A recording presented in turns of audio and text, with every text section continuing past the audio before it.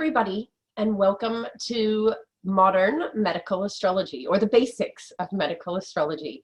I'm really thrilled to be bringing you this class. I think what Stormie is doing is just absolutely phenomenal, and I was really excited to be a part of this. So I hope you enjoy what is my favorite part of astrology. So just to introduce myself, I'm Sutherland, and I am a practicing naturopath or Australian naturopath, nutritionist, herbalist, homeopath, slight study addict, and I'm also an astrologer.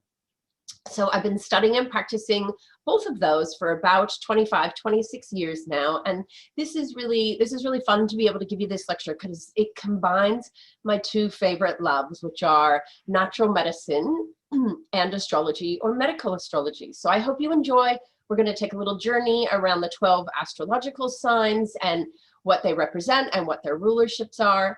Now this lecture is designed really to talk about your sun sign, but in reality, we aren't just our sun sign, as you would know by now. And this you will often find as we go through the medical astrology slides, that this also pertains to your rising sign, because your rising sign actually rules your physical body, or you might really see this in your moon sign. We don't always get ailments just within our sun sign. We often, a weaker spot in our chart medically is actually your rising sign. So you might feel that you fit more of the rising sign than you actually do with your sun sign. But either way, enjoy the information.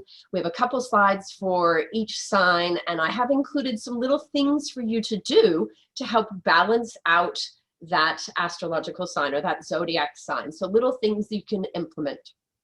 This being said, please don't freak out about medical astrology. I'm going to go through lists of ailments you can have and possible issues. You are not going to get all of these issues. You know, your body picks one or two little things. It's not all this big bad. You know, medical astrology can feel quite negative at times because we're looking at health ailments and issues.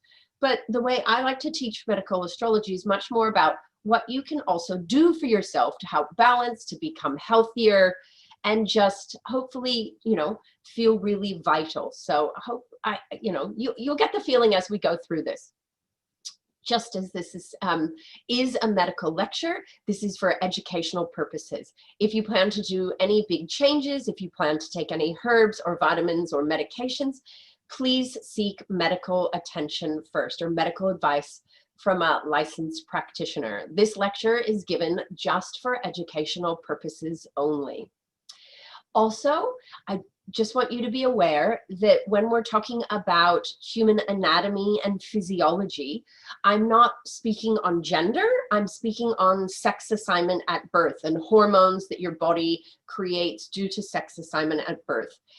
So bear with me, I will use the words male and female, sometimes I will use yin and yang, but because we are talking about history of medical astrology, and we are talking about medical the medical domain, I do need to use those terms anatomically. So just know I'm not actually referring to gender. So I hope you really enjoy this lecture. This is my absolute favorite. As I said, I was really excited when Stormie and I talked and I was going to get to do this. So here we go. Let me just share my screen.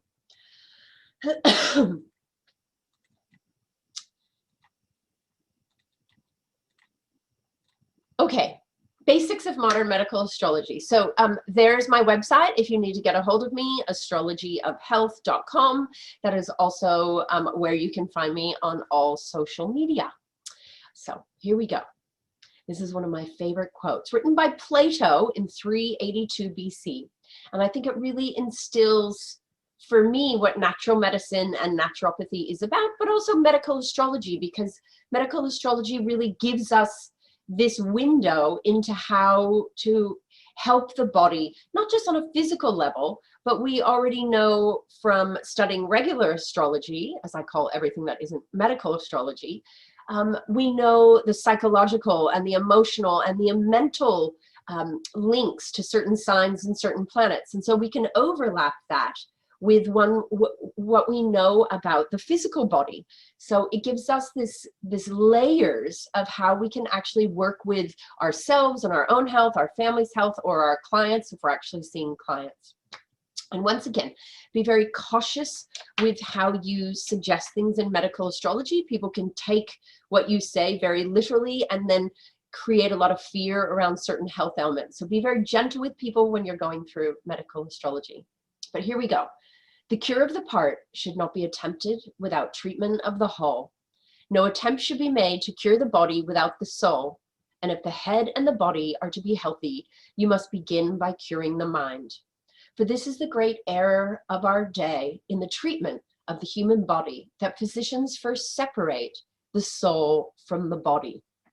You know, we really think this is a modern medical issue where we are just looking at the physical and we're not looking at the emotional or the mental. And really, this has been an issue with reductionist thinking for a very long time, where we've separated all of these parts of us. But in reality, you can't separate the physical from the mental, from the emotional. They all greatly affect each other.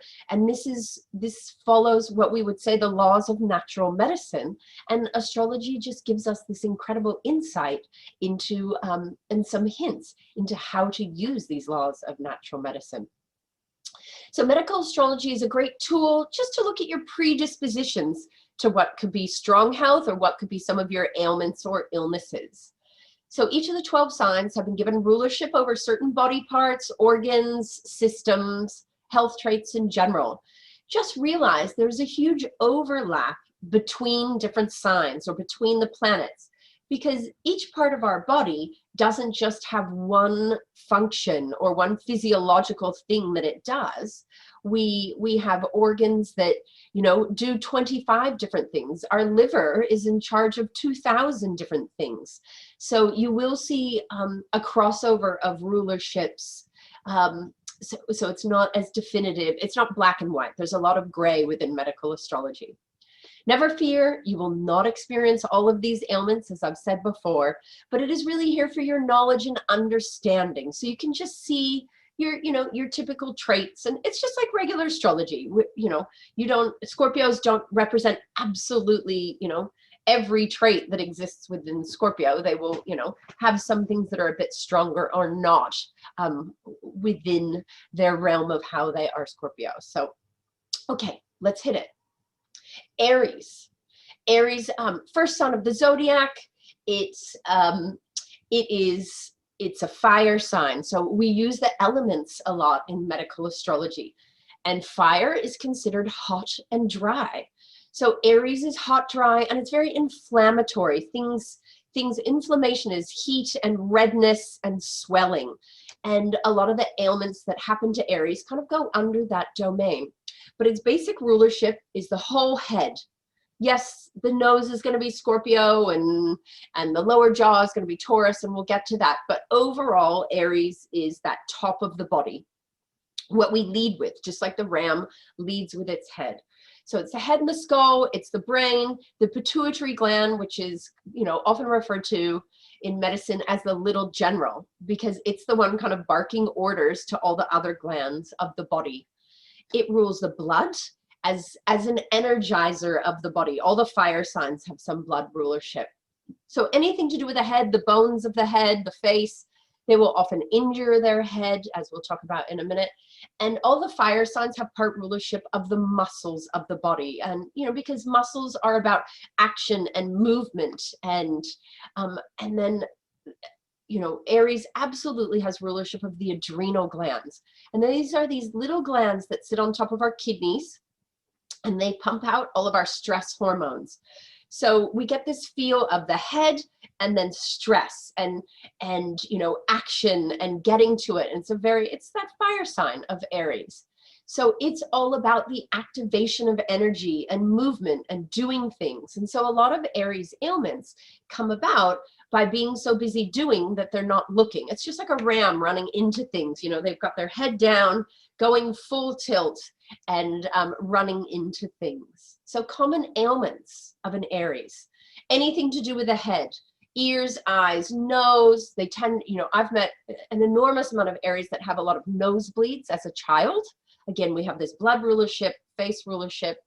They get headaches very easily. Their stress basically gets centered around their head area. They often experience hay fever, or, you know, if they get sick, they will have a lot more congestion up in their head. They'll get sinuses, they'll get fever, maybe a cough as things drip down, but they don't tend to do the sore throat or the real lung issues like other signs would. It will often stay up within their head. I'm actually an Aries, and I'm just at the end of a head cold, and it's funny because it's the first symptoms to arrive, sit in the head, and they're the last ones to go as well. So I do apologize if I'm coughing a bit. So they can have blood pressure issues, both high and low, scars, especially on the face. I know many Aries that have multiple scars. It doesn't actually have to be on the face, but on the back of the head. It's that running into things, that childlike excitement, and they just kind of, you know, they do a lot, and so they bash into a lot of things. Fevers, accidents, acute things. You know, when they get sick, they get really sick. So it's like it makes them stop and they have to go to bed.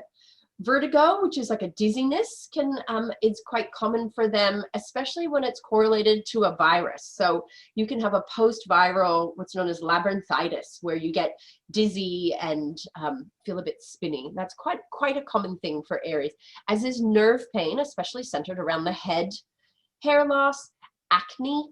You know, the ruling planet of Aries is Mars, and Mars rules acne. And, you know, Aries is about hot and inflammation, and unfortunately, acne. I'm not saying Aries have more acne than others, but they will be prone to they can be prone to it, especially on the face, whereas other signs might do their acne somewhere else. Brain inflammation, dizziness in general, and as I said before, nosebleeds are a really common thing for Aries. And I do apologize for being at the end of my own head cold. So what happens with an Aries with all of this rulership? They have this joyful, childlike approach. You know, it's the baby of the zodiac, and so they're excitable. It's fire. The sun, if we're talking about sun signs, is very happy in Aries. It's a vital, strong constitution. These people tend to have a lot of vigor. They do rush around, causing too many accidents, especially to their head. And they are prone to overstimulation. You know, they get really excited. A lot of them will love caffeine or other stimulants. Some of them will be too sensitive to stimulants, but adrenal depletion, adrenal exhaustion is a really common thing for an Aries. They do tend to worry a little bit, and their mind kind of races away with them, and too much worry, anxiety will really deplete their health. They just need to learn, if they can, to temper things, to not overdo it, because they are such an all or nothing sign. It's like go, go, go, collapse, go, go, go, collapse. So learning a little bit of temperance is really good for them, although it's very difficult.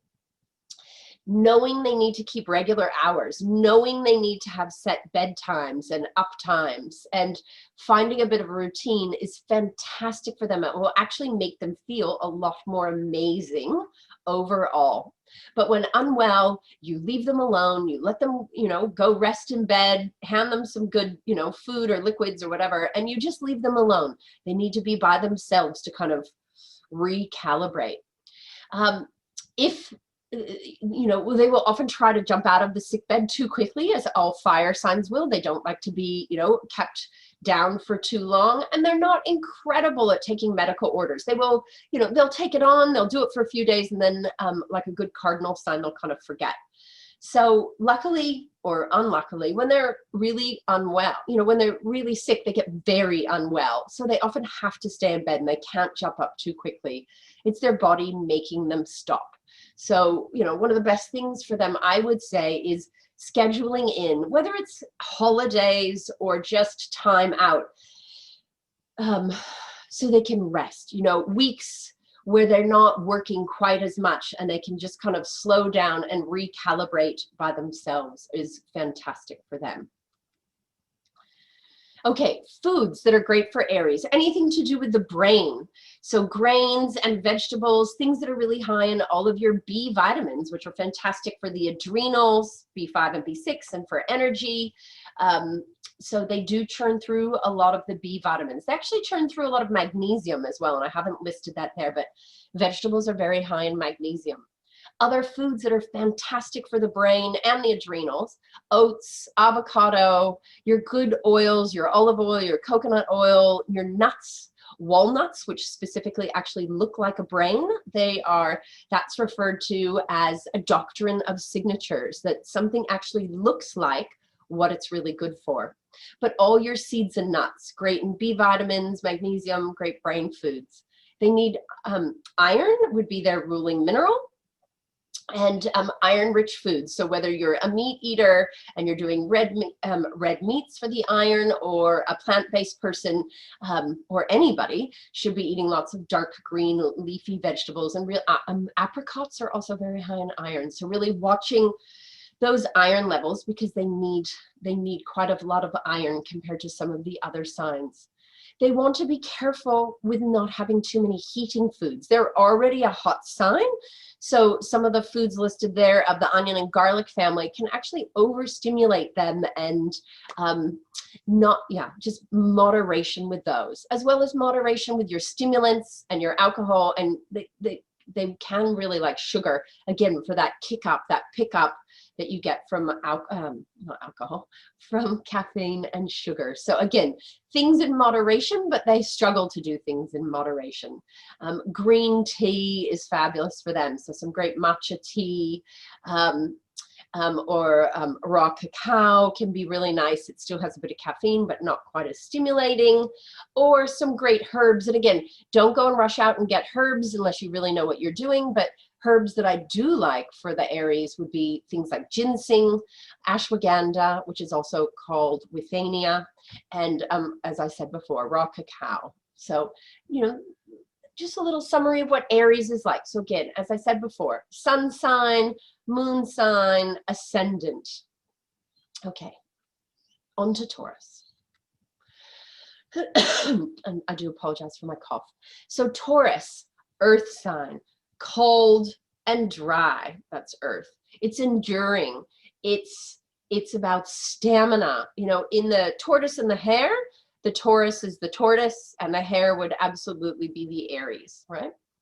But Taurus, this stable, steady, beautiful earth sign, and its principal rulerships are the metabolic system and the thyroid. So when we mean metabolism, it's like how fast you're actually burning through your calories, how your body creates structure. Your thyroid, Taurus really rules the neck region. So from the lower jaw and the occiput of the head through to about here, a little bit of the shoulders, but anything to do with the neck. So it has this rulership of the thyroid. And the thyroid is the gland that's in charge of how fast or how slow your metabolism is. So how fast you burn calories, how much body heat you create. It is then also connected with a lot of other hormones and organs, but it's a bit advanced for us to go into that. So, being an earth sign and about the thyroid, we also have things to do with, how we store energy within the body. It's about storage and stability as this, fixed earth sign. So it's how we store body fat, how we store glycogen. Glycogen is actually the carbohydrates that we eat that get stored in our body, which is fuel for when we're exercising, or we store glycogen in our liver, which our brain actually uses while we're asleep. So anything to do with storage of nutrients. The neck, the throat, the tonsils, the larynx, the pharynx, everything to do with this area. The occipital region, which is just that right at the base of the skull, where we love to get massages, the shoulders, and what are known as the cervical vertebra, which are, part of your spine that's within the neck. Lower jaw, chewing is actually very Taurus. It's all about food and the five senses. The cerebellum and the base of the brain, but the five senses, so taste, touch, smell, all of sight, all those things. There's a crossover with other signs as well, but Venus, the ruling planet of Taurus, is all about pleasure. And so Taurians are very good, especially with the smell and the taste, and touch. It's that pleasure principle of Taurus. They are good foodies. You know, I always say when you move to a new neighborhood, find a Taurus so that you know where the best deli is and where the best, you know, to buy your good red wine and things like that. You know, they have this pleasure around food that a lot of the other signs don't have. So it does represent storage of energy, and you will have, Taurians have this incredible sturdy constitution. They can tend to be on the Venusian body build, so that little bit rounder. They will store body fat quite easily. You can have a skinny Taurus. It's not that can't happen, but they do tend to have that more roundness to a lot of them. Common ailments. So anything to do with the thyroid, low thyroid, weight gain. You can also have fast thyroid and weight loss. Blood pressure. As a fixed earth, and it really contains things, blood pressure can often go high, as it can with all of the fixed signs. They get sore throats very easily, croup, glands swelling up in, you know, your tonsils and your glands swelling in the neck, laryngitis.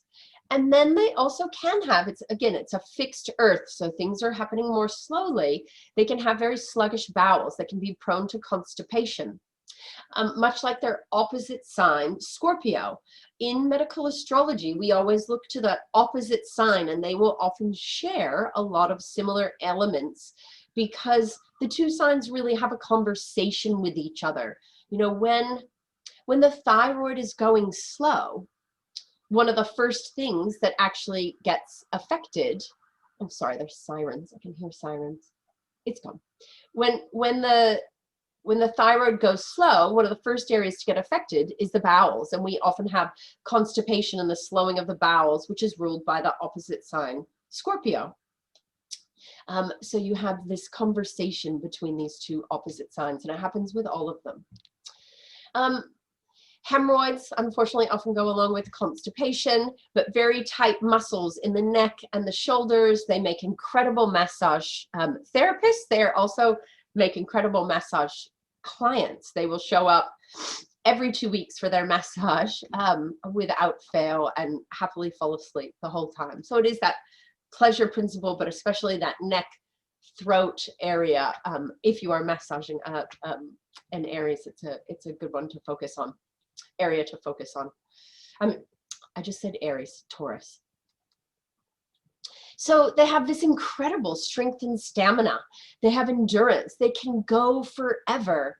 Now, this is great. They're incredibly hard workers, but they push themselves and they push themselves, and they often don't rest. You know, they'll get that job done, but you do really need to watch them being depleted overall from too much hard work. As I said, they can be a little bit stout, or that Venusian build, that luscious, gorgeous roundness that we need to celebrate more in a physical body. I often think of Botticelli and his beautiful painting, The Birth of Venus. And that's very much a Taurian body that should be celebrated. That's what the human body, what a female human body, you know, can look like in all of its beauty. And yeah, we need to celebrate that. So they can hold on to things. This is stubborn. This is fixed earth.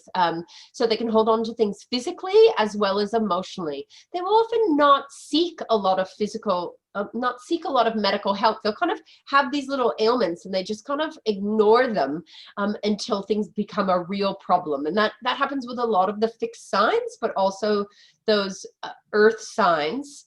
So you just need to, you know, if you're a Taurus or live with a Taurus or friends with a Taurus, you need to encourage them at times to really take care of themselves, because they will just endure on and persevere, and they need to make sure they're actually doing some health maintenance. They have a big fondness for using those five senses, and they're not always the world's largest fans of exercise. There can be other things in the chart that make them love exercise, but they need movement and they need to watch what they're eating.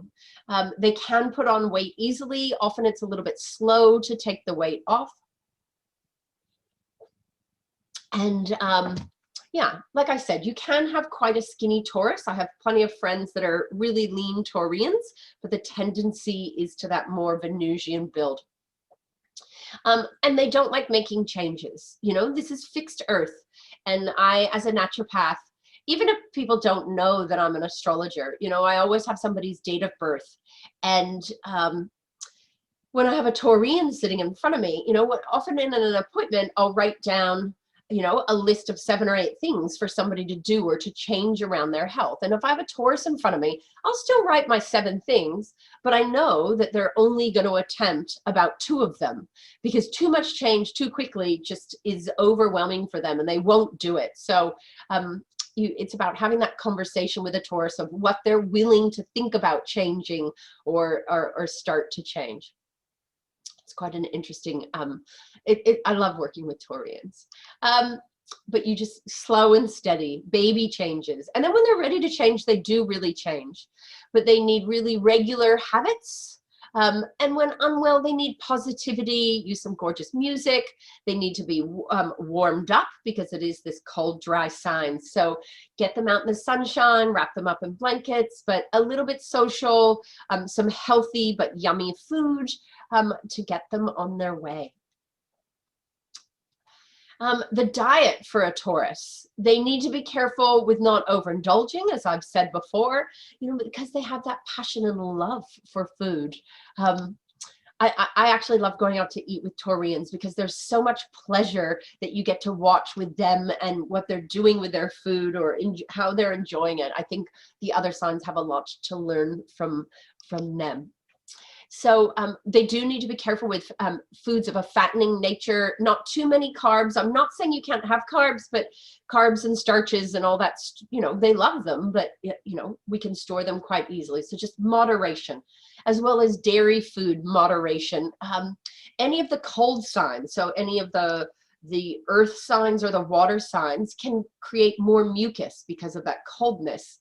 So just they need to watch. It's not that they can't have dairy, but they need to watch how much dairy they're having because it can be quite mucus forming. Iodine is the ruling mineral for the thyroid. So eating lots of great iodine rich food, not supplementing iodine unless they know they need to supplement it. It actually can be dangerous if you take too much of it, but making sure we have some good iodine rich foods, kelps and seaweeds or iodized salt. There's certain areas of the globe, you know, we get iodine from our, you know, the things we eat from the ocean, but also from our soil. And certain areas of the globe are very low in iodine. I live in Sydney, Australia, and specifically Tasmania is very low iodine in our soil. So we have to watch iodine deficiency, as is the South in the United States. So the East Coast and then South has to really watch. A lot of those southern states are very low in iodine. Red wine needs to be limited, not every day. I know you guys. And just lots of vegetables, lots of greens and salads, and it helps to keep the bowels going, helps with digestion, would be fabulous for them. And so that's Taurus. Okay, Gemini. And I know I'm a bit of a fast teacher, but you can always go back and review the slides. So the Gemini, you know, this is an air sign. So air is considered warm. You know, fire is hot, air is warm, and it's actually considered moist, you know, like steam. Although too much air in the end creates dryness. But Gemini, hot and moist, it's very quick, and it's all about the nervous system. It's a yang, more quick sign. So it's rulerships. It absolutely rules the nervous system, which would be the brain and the whole spinal cord, but all your peripheral nerves as well. So it's about, you know, the nervous system is how our body communicates with itself and sends messages, which is so Gemini. It rules the arms, the hands, the fingers, the collarbones. It would even be the shoulder blades, you know, where your wings would attach. if we all decided to be angels or birds. So it's, yeah, it's this whole rulership. I lecture a lot as if I'm a Gemini. I'm not, but flail around my hands quite often. So it's an area where they will often injure, you know, broken arms, you know, dislocated shoulders, things like that, you know, wrists and fingers. It also rules the lungs, so the respiratory system, and the trachea, which is the tube to the lungs. And so Geminis, you know, Gemini, when they get a head cold, it will quickly drop to a cough or mucus within their lungs, whereas the same head cold in an Aries will kind of sit up in the head. And for Taurus, they're the ones with a sore throat. You could have these three signs all have the same virus, but they'll actually get slightly different presentations of the virus. And so Gemini, quickly down to the lungs, prone to bronchitis. You got to, you know, guard against, you know, a lot of lung stuff with them. It rules the diaphragm, which is actually a muscle that the lungs sit on top of, and it helps the lungs go in and out. It rules putting oxygen into the blood, which kind of makes sense because it rules the lungs, and the thymus gland, which is actually right here under your breastbone, and a gland that's more active as a child, and it shrinks a little bit as we age. But if people get into tapping, they will often tap the thymus gland to kind of stimulate what is actually your immune system. And so again, Geminis with lots of lung problems do well with tapping to the thymus gland. So Gemini represents the connection of energy. You know, if I were to draw it, it would be like drawing a nerve cell, which is the little head to the cell, and then it's got its tail and these what are called dendrites, these, you know, almost like jellyfish tentacles that then go and talk to the next nerve cell. So it's all about how the body connects and talks to itself. Common ailments for a Gemini: bronchitis, pneumonia, coughs, anything to do with the lungs, and anything to do with the nervous system. So anxiety, nervous depletion, you know, trouble with nerves, nerve pain, things like that. Pneumonia, pleurisy, asthma, very common issue for Geminis. You want to watch that. And food sensitivities, food allergies can often be an overreaction of the nervous system. So you do want to look at that. And they get a lot of pollen allergies and hay fever. Fractures of the arms, hands, collarbones, that whole area. They can have trouble sleeping. You know, it's an air sign. They're thinkers, and sometimes it's hard to wind down that nervous system. So they get this busy brain. So not letting them be on electronics late at night, or wearing blue light blocking glasses would be really good for them. Yeah. Some what we call sleep hygiene at night, you know, colder room, dark room, don't be on your phone till all hours of the night. It's definitely going to go a long way to helping them sleep. And, you know, there's a rulership with Gemini of what we call the allergic triad, which is, and you're not going to get all of these, but it's common to have one: asthma, eczema or eczema, depending on where you live, how you want to say it, and allergies. So pollens, food sensitivities, food allergies. It's just often part of that nervous system lung rulership that you end up having to treat a lot with Geminis. So their thirst for knowledge and excitability will often overtax their nerves, resulting in exhaustion. You know, they don't know when to stop, or they get so caught up in their brain, they actually forget to take care of their physical body. You know, they'll forget to eat, they'll forget to move. You know, you can find a Gemini sitting at a desk for 5 hours, totally entranced in the work they're doing, and they haven't done anything. They haven't drunk, they haven't gone to the bathroom, nothing. So I often get them to set little alarms every few hours to remind them to move and to eat and things like that. They can dehydrate really easily. They can become really vague and disconnected from their body. They need to stay warm. They dissipate their vital heat really easily. Keeping their lungs warm, really important. They're one of those signs that if they get out in the cold and there's a lot of wind, it can really aggravate their constitution. So when unwell, We need to change their surroundings. We need sunshine. We need them breathing fresh air.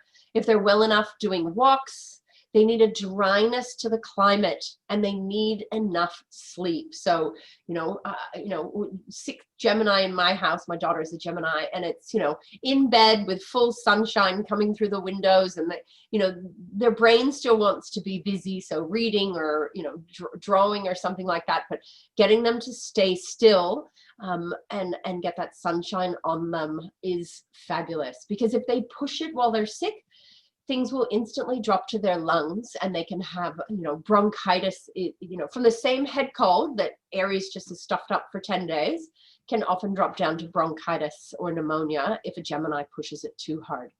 They do take instructions pretty well, although they won't follow them for a really long time, much like a lot of the other mutable signs. But they just need a little bit of encouragement, and they will often get well quite quickly.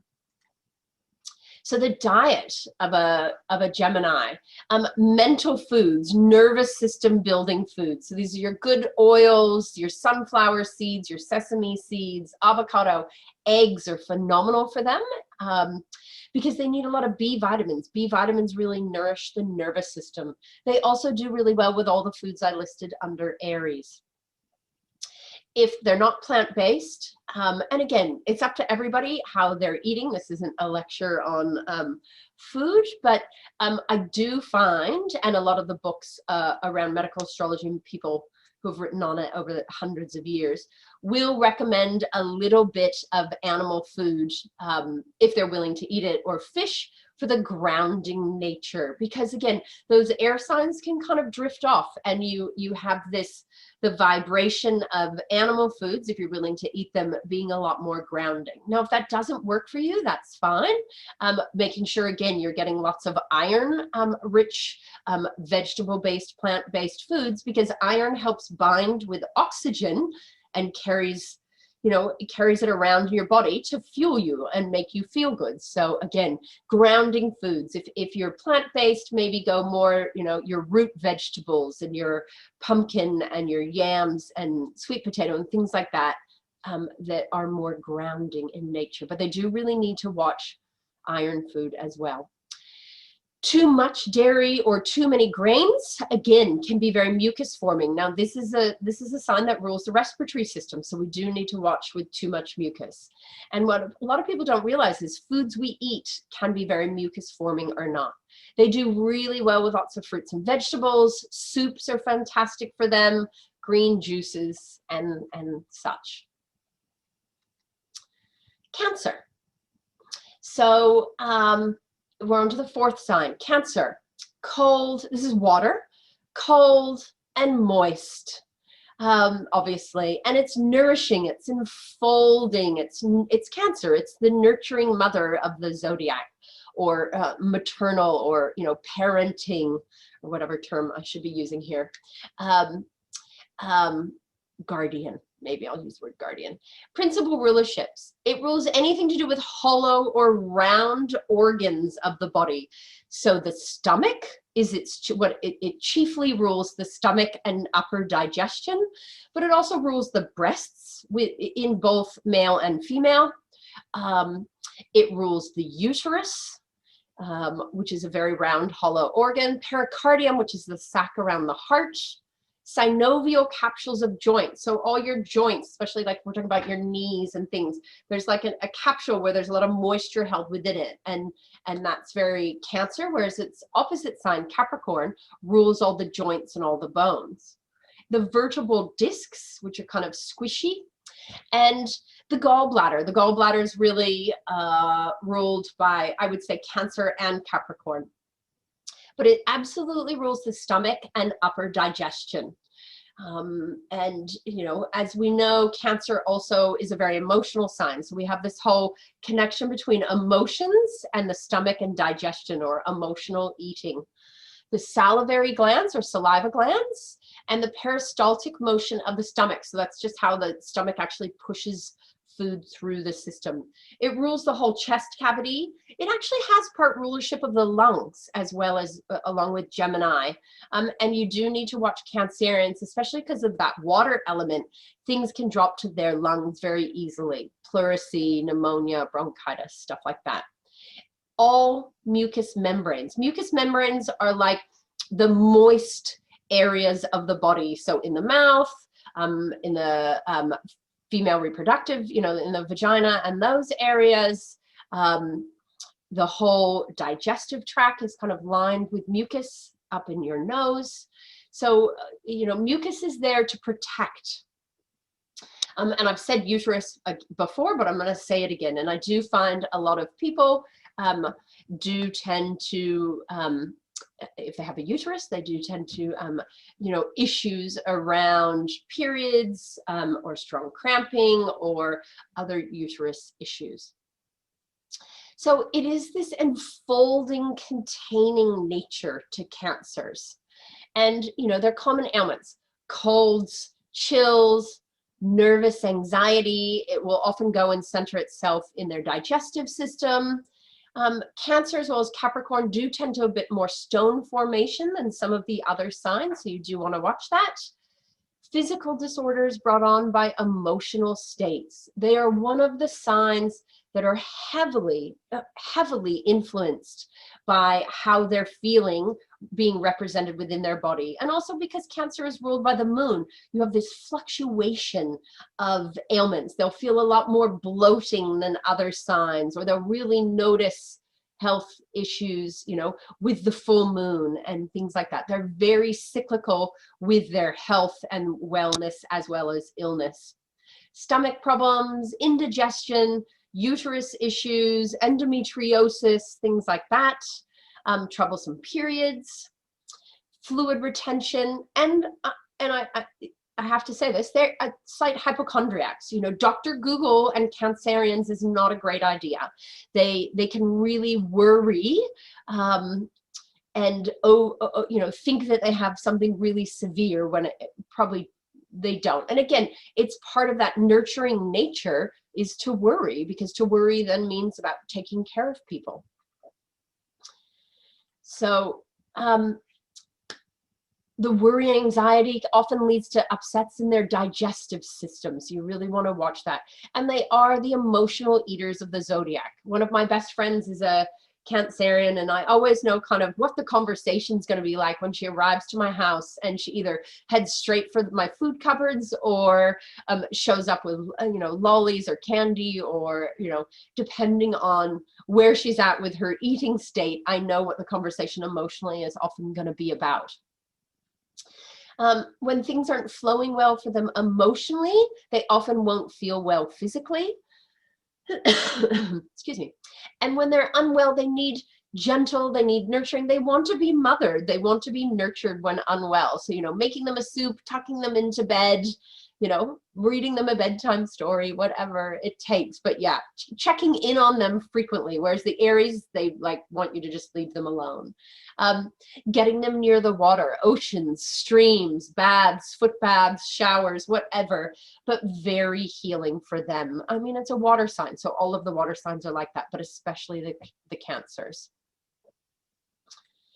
So foods for them, they rule the digestion, but their digestion is not strong because this is a cold sign. So they do well with cooked foods, soups, stews, slow cookers, curries can be great for them. You want to warm them up a little bit. Fresh fruits and vegetables, lots of the cabbage family is fabulous for them. And they do well with lots of white foods. So tofu, dairy, if they're not sensitive to it, again, dairy can cause a little bit too much mucus, but cauliflower, all the white foods are great nurturing for them energetically. And again, you want to be careful with foods that ferment too easily, like the onion family and, spring onions, shallots, all that kind of stuff. It's if the digestion's not working well. I'm a big fan of using apple cider vinegar, just a teaspoon to a tablespoon a day for Cancers. They often do really well with that.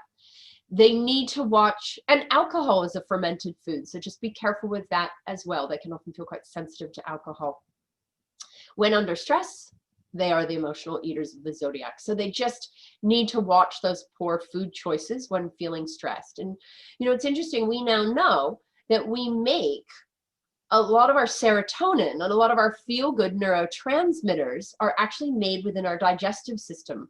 And so when we're feeling stressed, we often grab carbohydrates because we know that those help the body to make serotonin. And so you have this whole biochemical link to foods we eat making us feel differently, and the cancers when not feeling great are quite good at doing this. I'm not saying it's a bad thing, but they just need to watch what they're doing there. Okay, Leo. Hot. This is another fire sign. Hot, dry, excessive, it's expansive, it's radiating this energy. Its principal rulership is the heart, both physically and energetically. It also has part rulership of the spinal column, its nerves, and your bone marrow. The area of the spine, now I know I've already said Gemini actually rules the whole nervous system, which is the spine. Capricorn, as you will learn, rules the whole skeleton, which is the spine. But Leo also has part rulership of the spine, especially of the thoracic vertebra, which I know I'm on a tiny video, but you know, the thoracic vertebra starts basically where your neck starts and goes about halfway down your back. And it's, you know, it's the spine basically directly behind most of your ribs and behind your heart. Most of your ribs connect to thoracic spine, but not completely. It rules the blood as a carrier of energy, as a fire sign. The spleen, you know, the spleen is a very vascular or blood-rich organ. The spleen is actually, you know, we make our red and white blood cells in our bone marrow, and then we send them off to the spleen for them to mature and grow. So the spleen's like kindergarten for blood cells, and then they go out into the world. So the spleen is very vascular, blood rich. And in Chinese medicine, the spleen is seen as where we hold our chi or our core energy. And so you do also need to think in medical astrology, you know, fire signs are about energy, but the spleen specifically is where we hold our vitality or our chi within our body, or it's a very chi rich organ. The opposite sign to Leo is Aquarius, which rules circulation. So we have heart connected to circulation here. And it's this very strong, concentrated energy that radiates itself like a glowing coal or, you know, a fire. Common ailments for a Leo: heartache from disappointment. You know, they seem so strong, but they're so much more sensitive, especially around that heart region. You want to be very careful if you see Leos kind of curled over on themselves, very hard for their heart energy. So you want to watch that. They're prone to hot flushes, and we're not talking menopause, we're talking just hot flushes, heat rising, palpitations, panic attacks. One of the most common signs I see have anxiety and panic attacks is Leo, because they put all their stress right into this area of their body. Fainting, fevers, angina, which is to do with the heart, disorders of the red and white blood cells, high and low blood pressure. Blood pressure is a big thing for all the fixed signs. Hair loss, which is very traumatizing for the Leos more than other signs. Spine problems, back problems, and just burnout from that classic fire sign pushing too hard. So it is the strongest constitution of the zodiac, you know, especially sun sign wise. It is in its rulership. It will have ailments from emotional, you know, ailments from an emotional cause depleting their heart energy. It's very sensitive, that part of the body for them. They're not often sick, right? They can push through. They have this incredible constitution. They do tend more to burn out or not taking enough time out for themselves. And again, all fixed signs, not great at taking directions of what to do. Blood pressure is a great marker of their general health, as is the straightness of their spine. As I said, you see a Leo really hunched over, I get a little bit worried about their emotional well-being. Warm, sunny surroundings to help them recuperate when unwell. They're not great at inactivity. So find them something creative to do to sit still, whether it's music or art, so that they can actually sit still but feel like they're doing something. Diet for Leo. Again, it's a fire sign. We don't want too much heating, stimulating food or drink. Again, wine falls into this category. Not too many heating foods. A vegetarian Leo is actually a little bit of a contradiction, and you can totally be a plant-based Leo. That's up to you, but you just need to be more careful, as all the fire signs do, that you're getting in enough iron-rich foods. You need really blood strengthening foods. So plant-based people, please go investigate what that means. They need, lots of deep nutrition foods. Tofu, eggs would be fantastic if you were plant-based, but trying to keep a little bit of something in the diet, I would beg you to keep eggs in the diet. Those of you who are omnivores, willing to eat everything, yeah, a little bit of animal food and eggs is fantastic. The orange foods, also great on an energetic level for Leos. These are all the foods considered orange. I know coconut, you kind of think that's not orange, but they're actually referring to the outside of the coconut, and on an energetic principle, it gets classified as an orange food. I'm not saying all of those foods listed there are orange though, but they do well with, pumpkin and mangoes, and rock melon is what we call it in Australia, cantaloupe. So yeah, just lots of building, deep, rich nutrition foods for them. Okay, Virgo, here we go. Virgo, cold, this is Earth, cold, dry, adaptable, changeable. It's a mutable sign. Virgo, very interesting with health and medical astrology. So it rules the small intestines. And the small intestines, if you don't know a lot about anatomy, our stomach is like the blender where we digest, we process food and break it down, but then it goes to the small intestines, and that's where we actually absorb most of our food into our bloodstream. And the intestines are a very discerning organ. It's where we selectively choose what becomes us and what we then pass on to the large intestines to get rid of. So we call that assimilation of nutrients, and it's a very selective, discerning process. And so I love that that is ruled by Virgo. It rules the whole abdomen region, or what we would call the solar plexus. They store all their stress kind of down in that intestinal region. They do tend to kind of a lot of nervous digestion, IBS symptoms, irritable bowel, sensitive digestion, I would give them. They have part rulership of the pancreas. And the pancreas is one of the things it does is it produces insulin and some other hormones, but it's very involved in blood sugar regulation. Virgo, being ruled by Mercury, also has a big nervous system crossover to it. I know it's an earth sign and we think of the nervous system as Mercury and Gemini, but Mercury does rule Virgo as well. So we have this whole fight, flight, digest, relax part of the nervous system, which is called the autonomic nervous system. Sympathetic and parasympathetic. Sympathetic is the fight, flight. Parasympathetic is the digest, relax. And Virgo's autonomic nervous system is very sensitive. When they get stressed, they will not eat. They will forget to eat. They will feel too sick to eat. It's like their whole digestion just kind of stops in its tracks. So we need to, they need really calm surroundings and to think about what they're going to eat and to stop and really smell their food and making sure, we should all be in a relaxed setting when we're eating, but, Virgo is more sensitive to this than some other signs. Affinity to hygiene, sanitation, diet, cleanliness. All signs, hygiene is important, but hygiene in its true word is about preventative health. It's not just hand washing and, antibacterial stuff. So it's about the rhythms of nature and the harvest and health.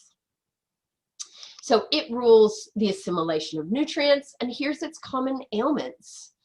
Most of it has to do with the small intestines and digestion. So colic, diarrhea, problems with digestion, hypoglycemia, which is low blood sugar levels. They can actually get diarrhea, or they can have constipation. And Virgos specifically get constipated when they travel. When they're thrown out of their routine, they will often constipate for a day or two. You know, Virgo in the 6th house is about routine and ritual. And the minute you throw a Virgo out of their routine, their whole digestive system kind of goes, I don't know what's happening. I'm just going to shut down for a little while. So they need to watch that. Their health is closely related to their state of mind and worry and anxiety, because we have this nervous system rulership happening as well.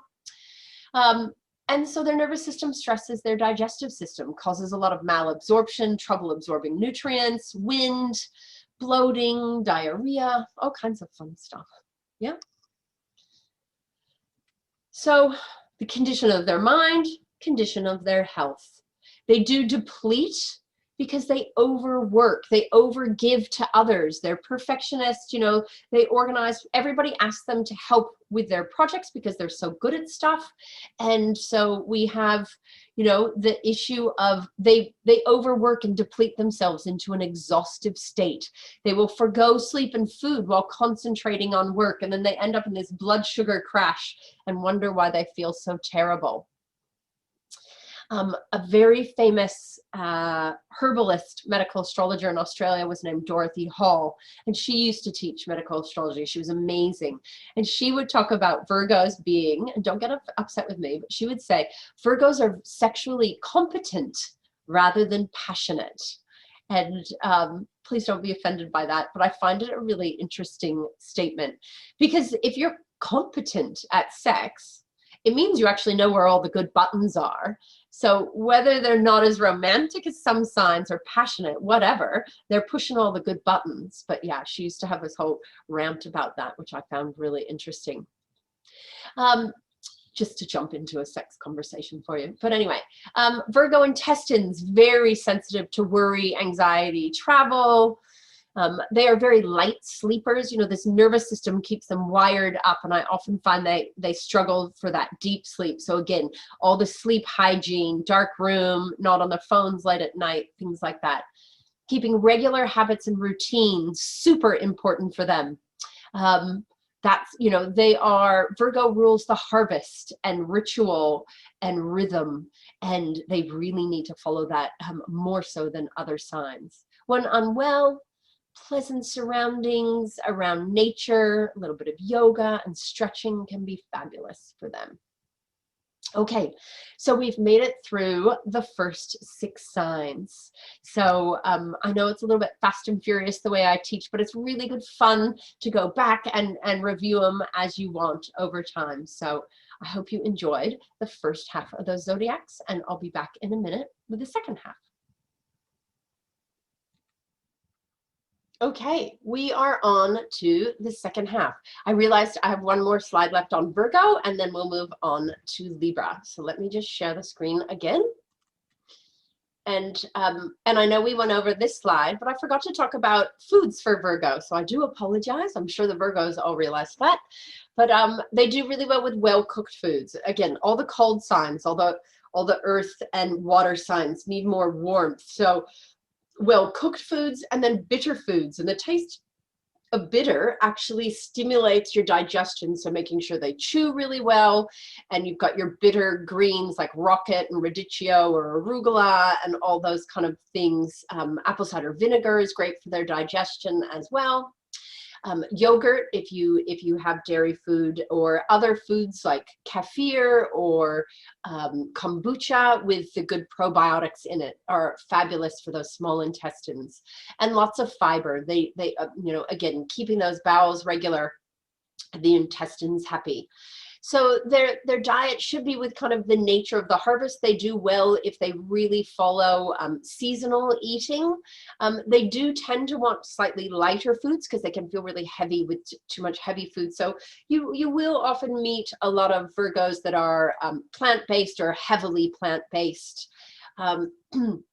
They do often need to do a little bit of detoxification or watch for elimination diets. They can have a lot of food sensitivities because of that nervous system rulership then impacting their digestive system. So I often find Virgos need to watch, you know, their gluten or their dairy or other FODMAPs and other sensitivities. And just a list of some other great foods that are good for them. Almonds, I find, are one of their favorite foods. Okay, so let's move to Libra. We'll get to that second half. So I am recording this during Mercury retrograde, so it's, you know, there's going to be a little slip up somewhere. But Libra, a water sign, what am I doing? Air sign. So it's hot or warm and moist, and Libra, as we know, is all about balance. And balance is a super important thing in health. You know, the term homeostasis means to be in balance, how your body tries to keep itself in perfect balance. You know, it's doing thousands and thousands of things every day to try to keep us well and in homeostasis. So it rules all the endocrine glands. All the endocrine glands are the glands of the body that all produce hormones. So, you know, Libra is also ruled by Venus. And so we have the thyroid coming into play as well. But Libra gets a lot of rulership of hormones in general, because hormones also are what keep us in balance, or try to keep us balanced. They're the chief rulers of the kidneys. Scorpio also gets a little bit of rulership of the kidneys, but Libra definitely, and the kidneys are in charge of the mineral balance in our blood. They actually filter our blood like 80 times a day or something like crazy like that. But they're also about fluid balance of the body. So you've got the kidneys, and then the two tubes out of the kidneys are called the ureters, and then the bladder. And the bladder is half ruled by Libra and half ruled by Scorpio. Physical balance, like actually us being balanced. The eustachian tubes inside those inner ears that are to do with balance as well. And the regulation of acid-alkaline balance within our body overall is also ruled by Libra. Hormones and the ovaries. It's a, you know, they say a dual or jewel, as we say in Australia, but dual, D-U-A-L, dual organ. And again, the ovaries are about keeping, you know, certain hormones in balance. So yeah, the reproductive system is an interesting one, because you have a bit of a Libra rulership with the hormones and female reproductive system. We have the uterus being ruled by Cancer, and then we also have Scorpio, which overall rules reproduction and sexual function. So there's a real crossover there. So common ailments with Libras: kidney problems, urinary infections, fluid retention, fluid issues, thyroid, second most likely sign to thyroid, and metabolic issues because of the Venus rulership, and Venus is part ruler of the thyroid. And, you know, Libra doesn't love exercise. You can have Libras that get obsessed with exercise when it comes with other parts of their chart. You know, Venus is the goddess of love and beauty, and she wants to be sitting on a couch, lounging, being fed grapes by, you know, some gorgeous person that, you know, being taken care of, and looking at art and music and fine foods. And, you know, this whole Venus is lazy. And so your two signs, well, especially with Libra, they just, you know, going out and exercising, if you know, one of the best ways to get them exercising is group exercise, or to have a buddy make them exercise. It's all about the socialness of exercise for them. Really important for Libras. Hormone issues, skin trouble. And you think, oh, this doesn't rule skin. What is she talking about? If the kidneys aren't coping with something, they will often throw it out to the skin. So and again, Venus, the planet Venus, has part rulership of skin, more for beauty reasons. Lower back, so that lumbar region of the back where your kidneys are situated, low back. Blood pressure, if they have blood pressure issues, you need to look at their kidneys, because the kidneys, if something goes wrong with them, the blood pressure can go out as well. It's not so much usually due to their heart, it's usually due to their kidneys. So indulgences, you need to watch. Again, it's a pleasure-seeking sign with its Venus rulership. And so they really need to watch their diet and the lack of exercise. They can have a sweet tooth or a savory tooth. Keeping that kidney lumbar region warm and protected. You know, short little crop tops are very popular at the moment again. I always worry about the Libras walking around with these big drafts over their lower back. So yeah, they need, you know, they will often tie things around their waist to stay warm. So that whole region needs to be protected. Exercise is important, but again, can be, you know, get them doing doubles tennis or having a gym buddy or something like that, a walking buddy.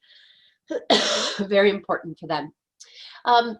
They can tend to adrenal exhaustion, pleasing everybody else. Again, their opposite sign is Aries, which rules the adrenals.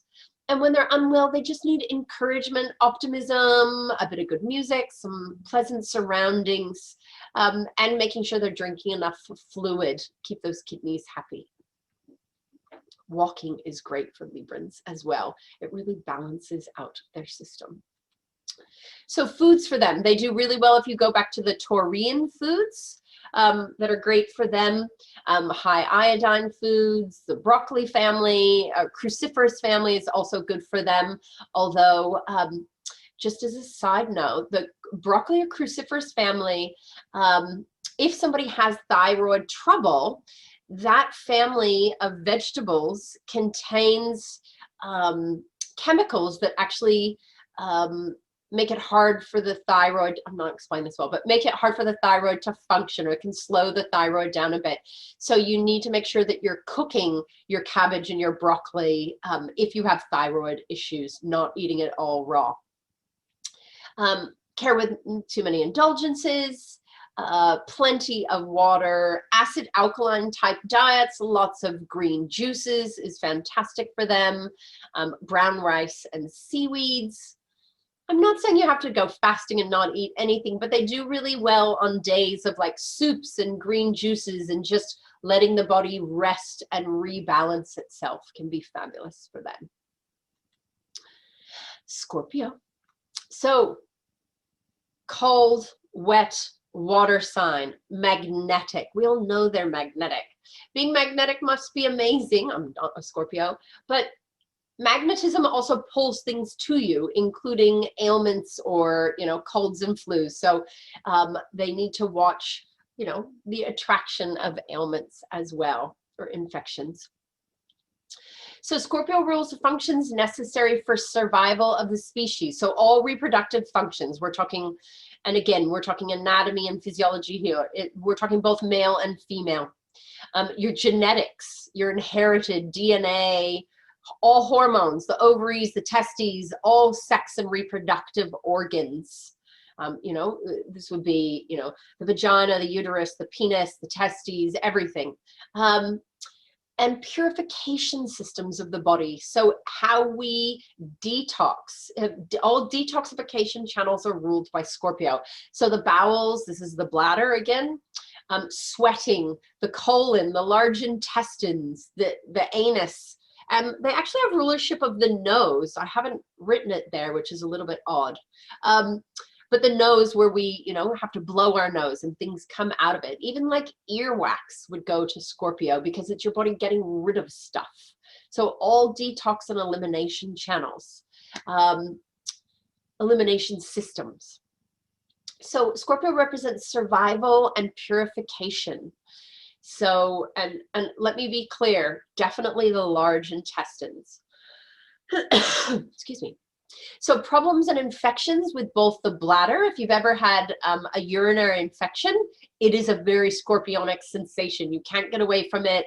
There's pain, there's sometimes blood, it's very irritating, whereas a kidney infection will often make you feel very bloated and out of balance, and that's much more Libra, whereas a urinary infection is very scorpionic in some ways. So infections of both the bladder and the reproductive organs. You want to watch your STDs with your Scorpios. Care with all infections and in epidemics.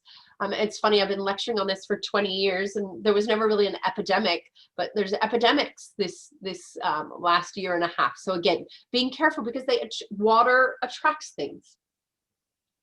So they have issues with poor elimination of toxins. So making them sweat, getting them to exercise, saunas, steam rooms, colonics, dry skin brushing, all great for them. They are the most likely sign to constipation. It's fixed sign, which has troubles with constipation, and then it rules the bowels. So hemorrhoids kind of go with the constipation, and then we also have period complaints for people with uteruses and cramps and things like that. But yeah, with Scorpios, I actually, and this is going to sound a little bit mean, but I don't mean it to be, I actually assume constipated until proven otherwise, because they're also so secretive. They often won't tell you that they're constipated. Or I'll meet these Scorpios and they're like, I'm not constipated. But it turns out they have to do like 5 different things every day to make sure their bowels move, which, you know, if they didn't do, they would be constipated. So it's an interesting thing. It's a little bit of a, you know, as a naturopath, it's something people often come and see us for, is digestive and bowel issues. So it's a good, you know, I always feel like I have extra information when I find out they're Scorpio.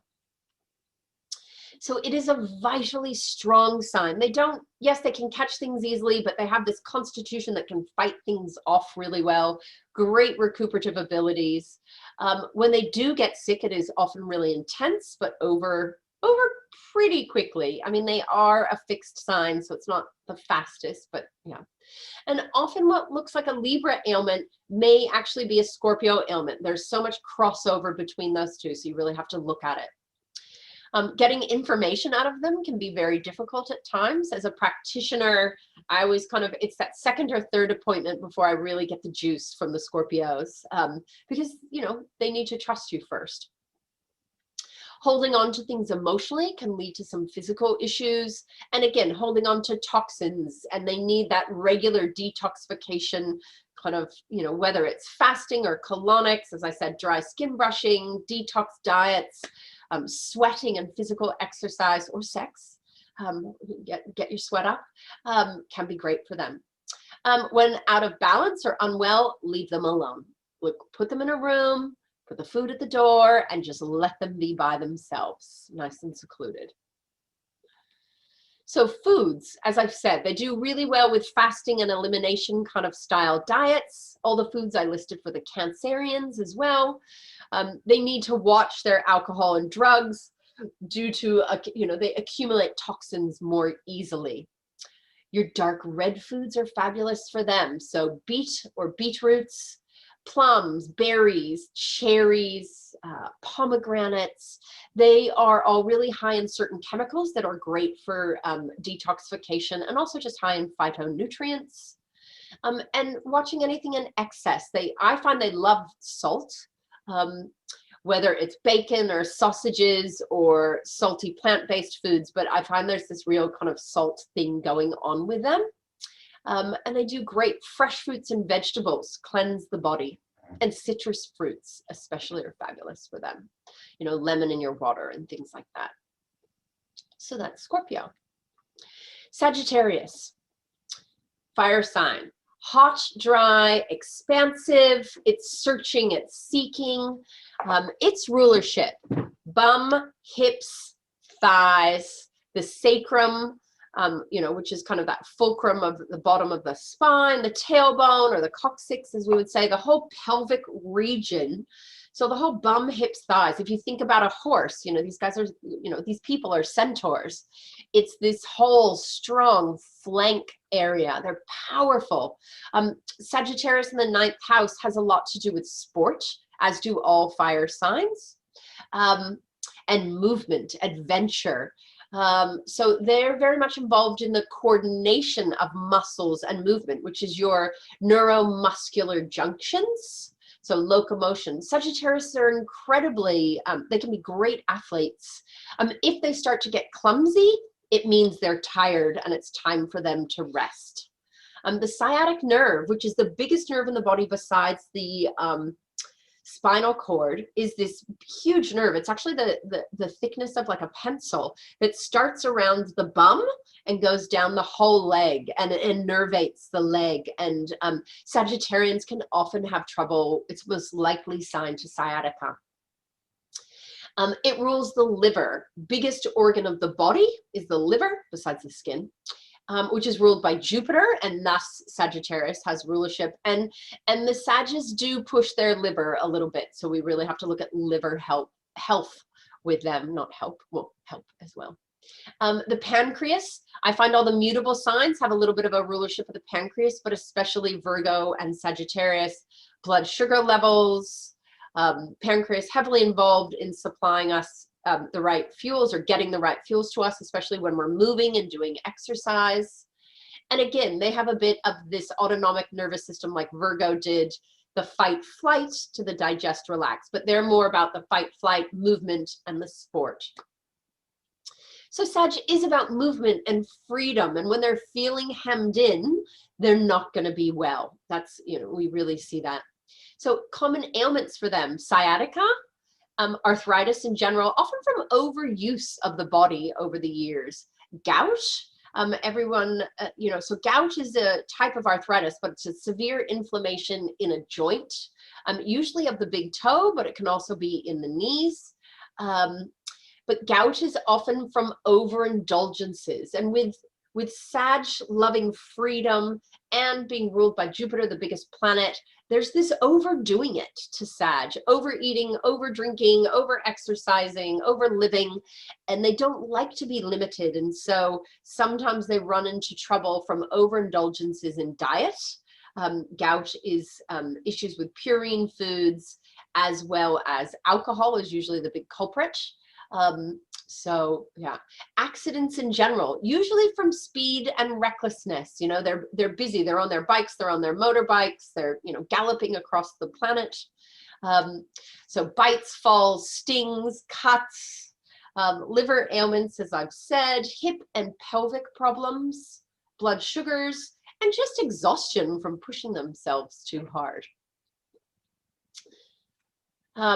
Their love of freedom, speed, and recklessness, falls and accidents. As I said, if you're a Sag and you start tripping, or the most common thing I see Sagittarians do, and very few other signs do this, when they're a little bit tired but still speeding around, they'll turn corners too quickly in a room, and they'll actually hit their shoulder on a door frame, and they kind of take themselves out. Like, it's like they lose their spatial awareness. So watch that. If you're a strong Sag or know somebody with that, you start bumping into things, it's time to rest. You know, if you've gone all of a sudden you keep hitting your knee or your feet, it's rest time. They do have a strong body. It can be a little bit wiry. They are considered one of the longest livers of the zodiac, as long as they don't off themselves with speed and recklessness. They do need to watch weight gain as they age with that Jupiter rulership. You know, Jupiter rules body fat. But you keep exercising, and hopefully then you can keep eating what you want.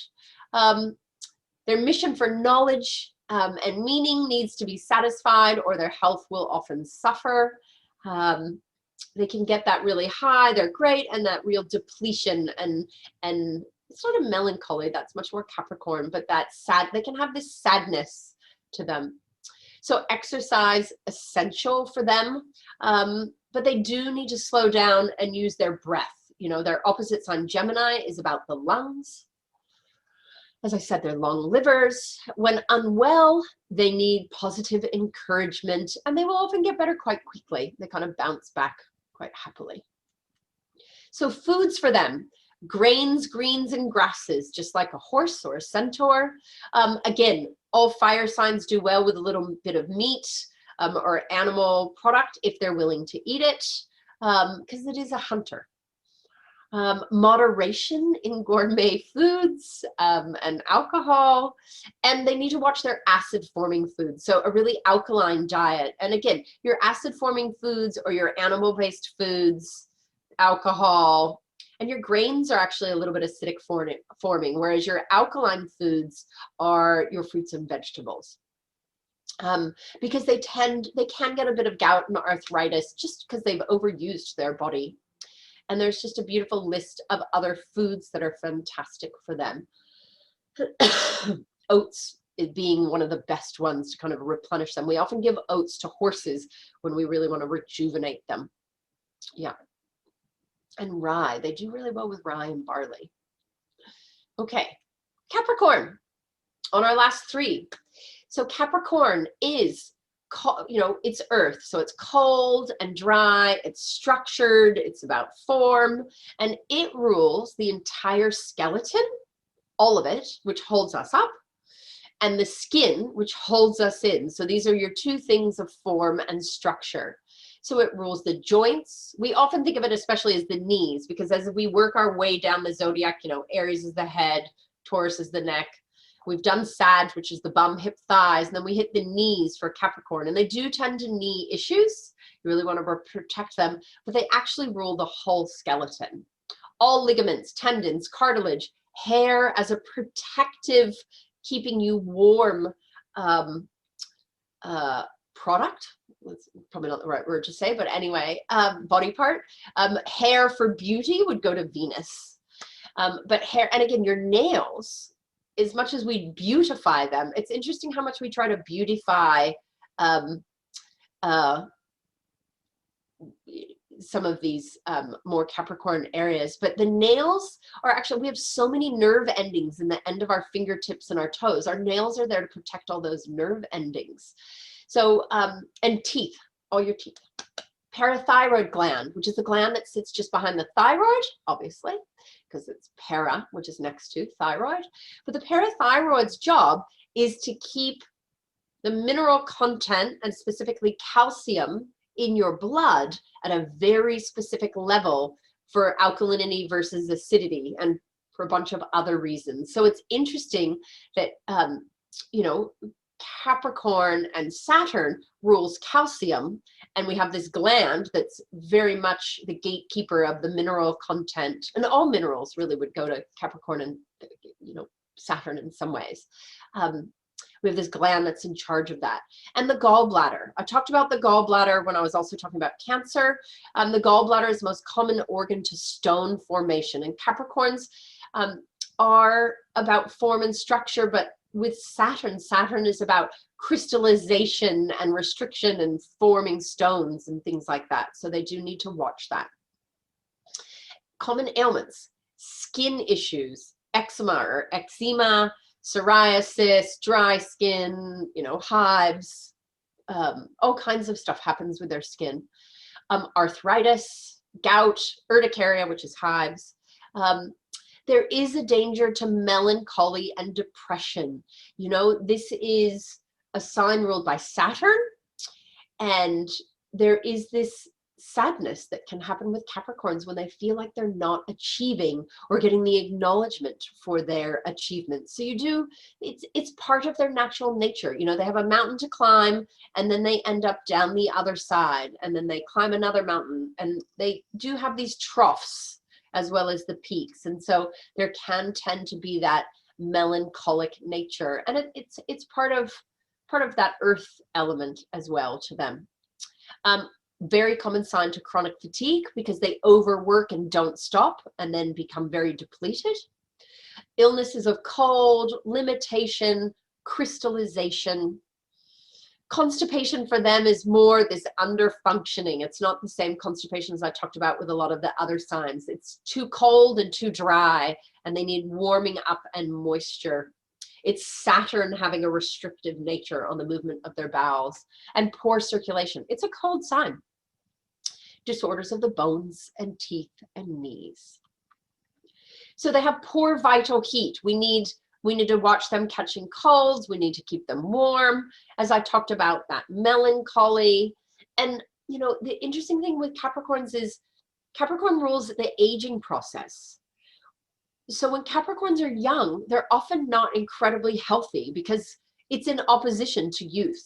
So you can often meet these little kids that are Capricorn or Capricorn rising, and they're like, oh, I had 10 rounds of antibiotics and they took out my tonsils, and I always catching colds and flus, or they've had all these little weird structural problems as a child. and, you know, grommets in the ears and things like that. But as they age, they get healthier and healthier. So if you were one of those Capricorns who was a little bit sickly as a kid, just wait till you get a bit older and then you really hit your strides. There is a tendency to chronic ailments because of Saturn ruling chronic ailments. And when unwell, they need cheerfulness. They often need to be kind of pulled out of that melancholy with friends, music. They can get really stuck in not feeling good. Laughter, exercise, getting outside, get out of your cave, incredible for their health. So they need heating and warming foods. This is slow cookers, soups, hot water and lemon. You know, we don't want a lot of cold food unless it's really the heat of summer for them. So their digestion is quite, you know, their opposite sign is Cancer, which rules digestion. So Capricorns are known for having poor digestive function. So digestive enzymes, apple cider vinegar, making sure they're chewing their food really well. They really need to boost that digestive function and keep it warm. They need lots of fiber, as I've said, well-cooked foods. The root vegetables are great for them and that really holding that heat of when they're eating. And alkaline foods, lots of fruits and vegetables, again, to ward off rheumatism or, you know, arthritis. That's Capricorn. Okay, Aquarius. So, air sign. Hot or warm and moist, and it's about electrics, electricity, the electrics of the body. The electrics of the body is the nervous system. So if we were going to say Gemini rules the nervous system, Aquarius rules the messages and the electricity actually being sent throughout the nervous system. Aquarius also rules the circulation. Has a bit of rulership of the blood, although I know I did talk about the blood a lot with the fire signs, but circulation is the blood. And so the opposite sign, Leo, is the heart, Aquarius, circulation, and they're a closed system. Nerve impulses, the body creating energy, which is we create energy inside what is known as the mitochondria of the cells. I won't go too much into that anatomy or physiology, but yeah, where we actually ATP and the creation of energy in the Krebs cycle. We move further down the body. So we have the legs, the calves, the ankles, known for twisting their ankles, known for varicose veins on their legs, unfortunately. So you really want to ward against that. Some say they would rule the meridian systems and the aura and the chakras. That's, you know, some people would say that. I put it there just so you can note it. I'm not 100% sure. Hypothalamus and rhythms of the body, the rhythms and the electrics of the body and how it operates around its clock. So Aquarius rules patterns of energy flow in the body, whether it's circulation or the nervous system. So common trouble for the Aquarians, ankles, absolutely. Anemia, so that's low iron in the blood. Blood issues in general. Cramps, spasms, twitches, twitching eyes, but leg cramps, cramps anywhere. Blood pressure issues, again, blood, you know, heart and circulation rulership going on here. Worry and anxiety and nervous stress. They can do panic attacks. They can feel very out of their body. Circulation problems, blood disorders. I've said varicose veins before. They can have very cold hands and feet. Epilepsy. Any sign can have epilepsy. It's really more ruled by Uranus, the ruling planet of Aquarius, but yeah. And eye trouble. And why they have eye trouble is eye health is very reliant on your microcirculation. And you got to think Aquarius rules circulation, and its traditional ruler is Saturn, which causes restriction. And so there can be restriction of blood flow to the eyes in some way. So you just really want to make sure Aquarians are taking care of their eyes. Hemorrhoids, varicose veins, all that lovely stuff to do with circulation.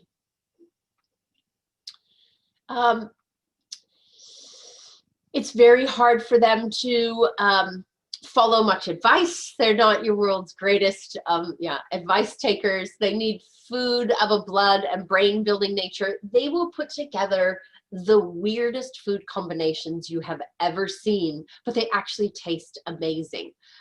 They've very unusual likes and dislikes. They do really well with Taurian foods, if you want to go back to that list. And they need warming and stimulation, so that onions and garlic and ginger to really get that blood flow and circulation going to the extremities. They will often love really salty foods. They actually rule the mineral salt or sodium chloride. And they will eat large amounts of single foods in a sitting, be it olives and anchovies, pickles. If you're in Australia, they tend to love Vegemite, or if you're in the UK, they would do Marmite, which is just a very salty substance that you spread on bread. Anything that builds their nervous system. So avocado, the good oils, the seeds and nuts are great for their nerves, as is fish for the good oils in fish and eggs, or tofu. So they're not feeling too weighed down. They will often move towards plant-based diets, but again, they just don't want to feel weighed down. But they actually do well with grounding foods, so your root vegetables and things like that. Watch the salt addiction, leading to fluid retention and also blood pressure problems. Pisces. Last but not least, I always think how patient you all must be as Pisces. So Pisces, the last sign, water, cold, moist, and it's receptive. It has no boundaries, so it really pulls energy in. Again, with all water signs, as I said, they got to be careful with colds and flus and pandemics, especially Pisces with that lack of boundaries. Things easily get in. Pisces, or Neptune, its ruling planet, also rules the immune system and the lymphatic system. So they do tend to catch lots of colds and flus. And it's just not a vital sign. Its constitution is a little bit weaker than some of the other signs. So what does it rule? It rules diffusion and movement of gases and fluids across membranes. It's, it's not strong boundaries. Things move in and out, and we need that in our body and our physiology. It rules the immune system, as I said, and the lymphatic system, the pineal gland up in the brain, but the feet and the toes, we've hit the bottom of the body. So feet, toes, there's often, really high arches, very flat feet. There's usually something unique about their feet. You also have a shoe obsession with a lot of Pisces, a bit of a Melda Marcos, if you know who she was. Yeah, there's things to do with the feet. They will often feel very cold in their feet. I know Pisces, if their feet are cold, they cannot fall asleep. They will often have a great amount of slippers or really warm socks and things like that. It also rules the spinal fluid, spinal canal. And again, the spinal fluid, they often, you do a spinal tap when you think someone has a big infection and you see what's going on with their immune system there. And Pisces represents diffusion. So it's the movement of fluids and gases, a bit like a swimming fish. So ailments. Relaxing and softening of tissues, lack of tone. This is not a super vital sign. As I said, there's a softness to them, like a fish body. It's soft, it's not rigid. Mucus, lots of, being a water sign tends to mucus, colds and chills, viral bacterial infections, weight gain.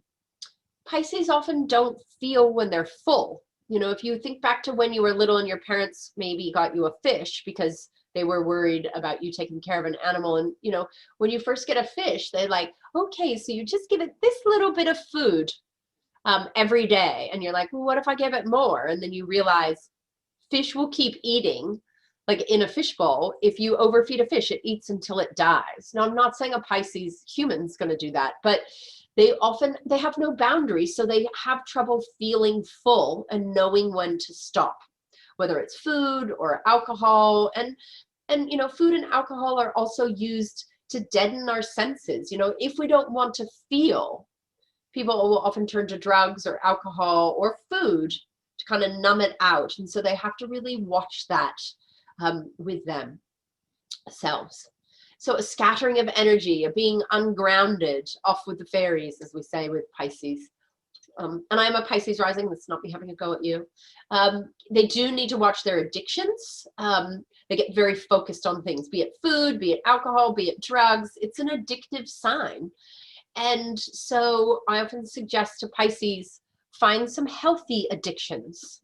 Because if you're an addictive personality, and any sign can be an addictive personality, you're an addictive person. Find something that serves you in an addiction, be it sport or running marathons or, you know, studying astrology or books or something, you know, helping the world in some environmental way.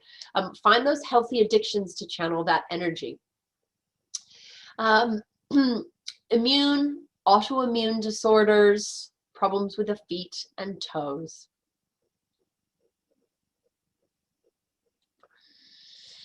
So the lack of boundaries is what creates a lot of the health issues. You know, if they're, you know, if they're in a job where they're around a lot of the public or teachers, you know, they're going to catch all the colds and flus that come into the class. Anxiety and worry does weaken their constitution, leaving them prone to catching things. And their dreamy nature, they often forget to take care of themselves, or they can forget to eat or do the right thing for their body. They'll go into this emotional state where they just don't want to cook or want to take care. Not overly strong recuperative. It's, you know, it's a water mutable sign. So it can take them a while to get over things, rather than, you know, some other signs. I'm a Pisces rising, and when I get sick, it's like, oh, okay, I really have to stop. I really have to take care, because it can linger, because I don't have that strong constitution. I'm married to a guy with a Taurus rising, and he, like, I'll be violently sick and he'll never catch it. Or if he catches it, he'll just have it for 2 days and then he's off running marathons again. And it's just that difference between the vitality of our rising signs. Yeah, so lingering ailments, they have to stop and take care. Watch their hydration levels, keeping their fluid levels up. They need quiet and isolation near the, you know, put them in the bath, put them in streams, the ocean, drinking enough fluid. It's all about water for the water signs. Sunshine, fresh air when feeling unwell. The diet for Pisces, again, if you're plant-based, it's different. But for people that eat omnivores, they will either love fish or they don't eat fish at all, or they're very allergic to it.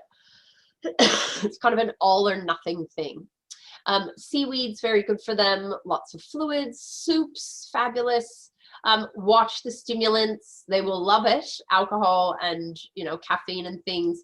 But again, watch that addictive nature, whether it's Neptune, which rules all drugs, is their ruling planet, modern ruling planet, or Jupiter overindulging of their traditional planet. They're kind of in trouble either way. They can gain weight quite easily. And again, weight is a protection from feeling things. And so that often comes into play. They do really well with lots of green leafy vegetables, lots of salads, lots of stir fries, root vegetables to ground them, and protein. They need, you know, everybody should be focusing on protein in their diet, but the water signs especially, your immune system is heavily made out of protein, so good amount of protein for them to keep them healthy. Smaller meals, more frequent, or just being aware when they're eating, whether they're going to just do 3 meals a day, if that doesn't feel too filling when they eat, but being really conscious of, hey, this is the amount of food I need to eat. Don't go back for more. Be careful of distractions while you're eating. You know, eating in front of the TV, it's dangerous for all of us, but the Pisces will have more trouble than anybody else because they will just not even realize what they've eaten. So foods of a blood building nature, iron rich foods for their immune system. Yeah. So, oh my gosh, that was a fast and furious tour around the 12 zodiac signs and medical astrology. Now there's a million other things to study in medical astrology. There's, you know, the elements and the modes, and the houses themselves are so important.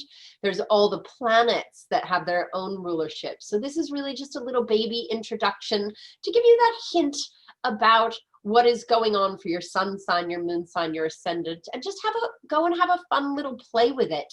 And yeah, enjoy the added information. Look at family members and what's going on for them, and when they're sick, how they best need to be taken care of. So I really appreciate you taking the time to listen to my lecture. Thank you again, Stormie. You are phenomenal, and thank you for having me. And if you need to get a hold of me or want to find all the things that I do, I'm very active on social media.